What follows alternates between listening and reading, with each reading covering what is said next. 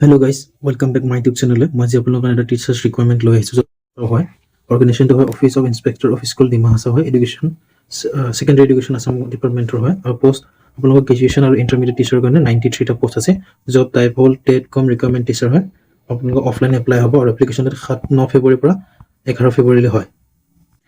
আপোনালোকক মই vacancy details কিনি কৈ দিছো গ্ৰেজুৱেট টিচাৰ কাৰণে আপোনালোকৰ এচিষ্টেণ্ট টিচাৰ সায়েন্স আৰু ৰয়েল বায়ো কাৰণে আপোনালোকৰ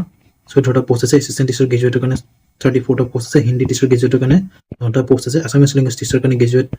4টা আছে আৰু ক্লাছিকেল টিচাৰ সংস্কৃতৰ কাৰণে 3টা আছে আৰু মিউজিক টিচাৰ কাৰণে আপোনালোকৰ এটা পোষ্ট আছে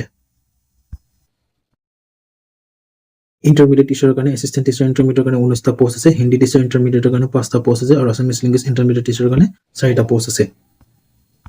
আপোনালোকক মই দৰমহা কথা কৈ দিছো যদি গমে পাইছে মোৰ টোটাল 93 টা পোষ্ট আছে আৰু পে বন আপোনালোক PB2 হ'ব আৰু স্যালাৰি 14000 পৰা 70000 হ'ব পাৰ মান্থ আৰু গ্ৰেড পে গ্ৰেজুৱেট টিচাৰ কাৰণে 8700 হ'ব ইন্টাৰমিডিয়েট টিচাৰ কাৰণে 6400 হ'ব আৰু আদাৰ এলায়েন্স গভৰ্ণমেণ্ট ৰুল হিচাপে দিয়া যাব আপোনালোক মই এডুকেশ্যন কোৱালিফিকেশ্যনৰ কথা কৈ দিছো আপোনালোক গ্ৰেজুৱেট হ'ব লাগিব ৰেগুলাৰ আৰু BA থকা হ'ব লাগিব বাকি অফ কেম্পাছ আৰু ডিসটেন্স এডুকেশ্যনৰ কাৰণে এপ্লাই কৰা মানে এলিজিবল নহয় বুলি কৈছে আপোনালোক মই এজ লিমিটৰ কথা কৈ দিছো মিনিমাম এজ 18 বছৰ মেক্সিমাম 40 বছৰ